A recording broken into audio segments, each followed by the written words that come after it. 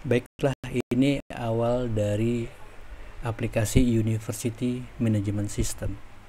Menu-menu utama ini yang akan kita gunakan untuk implementasi ERP di universitas. Ya. Kita kenali dulu satu persatu di antara menu-menu ini. Yang akan saya perkenalkan yang paling yang harus ada di ERP ini yaitu University. Di sini akan dibuatkan sebuah data master. Kita lihat data masternya apa saja. Jurusan atau fakultas, batch atau angkatan peserta didik. Kemudian ada fee terms, ini terkait dengan invoice terhadap mahasiswa. Kemudian di sini ada subjek. Di subjek ini adalah mata kuliah sesuai dengan jurusannya. Classroom.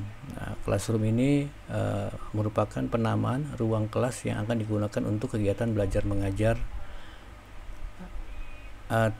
Activity types ini untuk memberikan kegiatan, jenis-jenis kegiatan yang diberikan. Kemudian ada facilities, terkait dengan fasilitas di dalam ruangan tersebut. Ada proyektor, kemudian kursi, whiteboard, dan lain sebagainya. Ini terkait dengan aset manajemennya dari GA. Untuk kategoris, ini pengelompokan dari fasilitas tersebut. Oke, di dalam university hanya itu saja. Nah, terkait dengan kelengkapan dari data-data yang harus kita olah, yaitu ada namanya student. Nah, di sini untuk mahasiswa yang terdaftar, yang sudah berhasil masuk melalui proses penyaringan. Di mana penyaringannya itu ada di sini di admission. Nah, disinilah proses penyaringan mahasiswa, mulai dari penerimaan mahasiswa baru, kemudian seleksi 1, 2, dan seterusnya sampai dengan dia diterima. Jadi ada proses admission, penerimaan. Kemudian ada fakultis. Di sini adalah nama-nama dosennya, di mana dosennya ini sesuai dengan jurusannya atau mata pelajarannya. Dia diberikan akses untuk mengelola nilai, kemudian mata pelajarannya. Dia juga dicatat juga untuk pinjaman buku di perpustakaan. Nah, di sini ada session di mana fakultas atau pekerjaan ini atau jadwal ini berlaku, yang sudah dikonfirmasi. Kemudian kita lihat juga dari sisi attendance-nya. Ini attendance yang berlaku untuk kegiatan belajar mengajar yang sudah disiapkan seat-nya untuk masing-masing dosen. Kita lihat di sini ada nama dosen Lubna, dan ini mahasiswanya yang tidak dicentang, itu artinya tidak hadir. Nah, seperti ini tampilan absensinya. Kemudian di attendance ini dilengkapi dengan fitur tadi library ya. Setelah attendance ada library. Di library ini yang mencatat buku-buku apa saja yang tersedia di perpustakaan, dan di sini juga bisa mengetahui media movementnya ada di mana, siapa yang menyewa buku tersebut. Oke, di perpustakaan. Nah, di sini ada exam. Ini ujian untuk UTS, UAS, dan sebagainya. Ini contohnya kegiatan ujiannya. Berikut ada penilaiannya. Nah, inilah yang nanti harus disubmit oleh dosen untuk mendapatkan nilainya. Jadi ini adalah bagian dari ujian masing-masing mata pelajaran. Ya. Selain itu ada menu untuk HR. HR itu terkait dengan employee, di mana employee ini bisa berdasarkan kelompok fakultasnya, kemudian dari sisi kelompok marketing dari institusi tersebut. Nah, bisa juga kita buatkan departemen procurement. Nah, ini terkait dengan employee dari institusi universitas. Selain itu ada expenses. Ini umumnya dilakukan expenses ini terhadap employee yang menggunakan fasilitas dari institusi seperti perjalanan dinas, di dalam perjalanan dinas untuk riset, untuk seminar, dan untuk kegiatan lainnya yang melekat kepada masing-masing employee, karena nanti ini akan dihitung sesuai dengan cost centernya per employee. Kemudian ada time off. Pada umumnya time off ini ada cuti, di mana cuti ini diberikan kepada staff, di mana staff ini dapat melihat atau mengajukan cuti untuk cuti yang sudah dialokasikan. Biasanya dalam 1 tahun itu ada 12 kali cuti. Timetables ini terkait dengan jadwal pelajaran. Ya, sini sudah ada jadwal pelajaran dari per hari ya.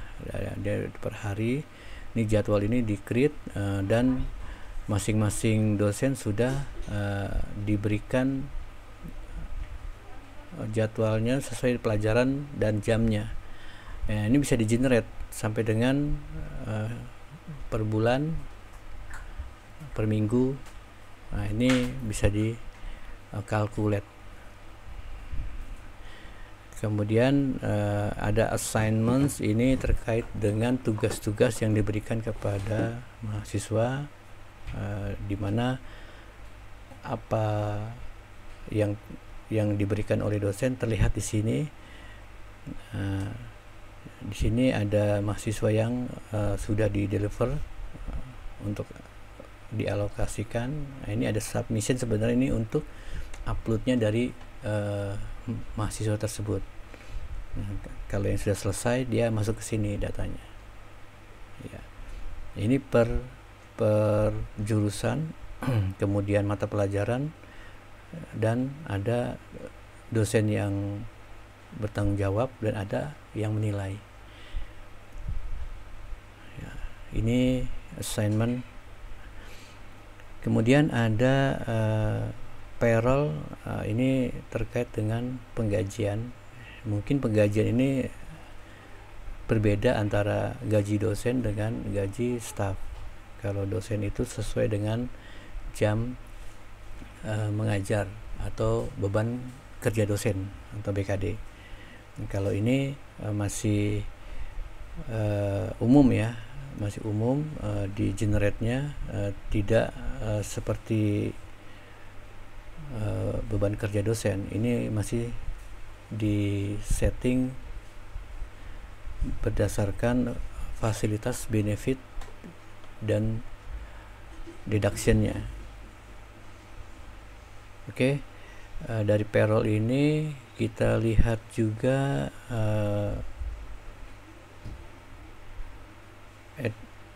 admission. Nah, ini admission ini terkait dengan penerimaan mahasiswa baru. Nah, di mahasiswa baru ini sudah ditentukan kursusnya, dia kapan diterimanya. Ini sudah ada registrasinya, jadi tidak bisa sembarangan membuat registrasi. Ini sudah dibatasi jumlah penerimanya dengan staging mulai dari draft, dikonfirmasi, kemudian mengumpulkan aplikasi, dan di sini adalah proses penerimaan. Nah, inilah proses penerimaan yang menentukan mahasiswa itu lulus atau tidak lulus diterima di institusi tersebut. Nah, di sini ada course fee yang tadi saya sampaikan di settingan university. Nah, ini adalah jumlah uang yang mereka harus store nantinya. Ini harus disampaikan di sini. Apakah 20 juta, berikut uang pembangunan dan uang semester. Ya, ini di admission sudah bisa diletakkan dengan biaya kursusnya atau biaya kuliah namanya. Maintenance di sini lebih terkait dengan perawatan. Kita lihat di sini ada equipmentnya apa saja. Di sini ada air conditioner, ya, di mana dalam informasi card maintenance itu sudah dituliskan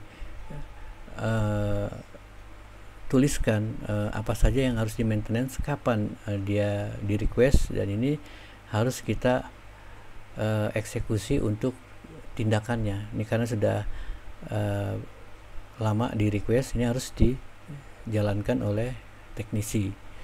Nah, jadi inilah yang menjadi kendali dari GA, General Affair Management. Jadi kalau kita perhatikan aset itu terbagi dua, aset yang dikelola oleh GA dengan aset yang dikelola oleh accounting. Bedanya apa? Yang di accounting ini lebih ke arah nilai buku atau depresiasinya. Ini ada istilah depresiasi yang disusutkan sehingga nilai aset tersebut akan diakumulasi, dikembalikan ke nilai bukunya sampai dia 0 dan didisposal atau dia bisa namanya reuse atau digunakan kembali dengan menambahkan nilai aset tersebut untuk didepresiasikan ke beberapa tahun selanjutnya. Beda dengan yang maintenance di sini.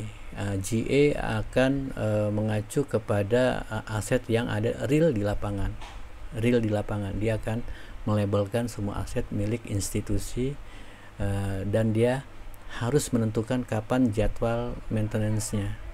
Ya, kalau yang accounting kapan jadwal depresiasinya. Kalau di GA kapan jadwal maintenance-nya. Ya, jadi itulah perbedaan aset yang ada di accounting dengan aset yang ada di maintenance. Ya, itulah semua materi atau menu-menu yang dibutuhkan dalam sistem universitas manajemen.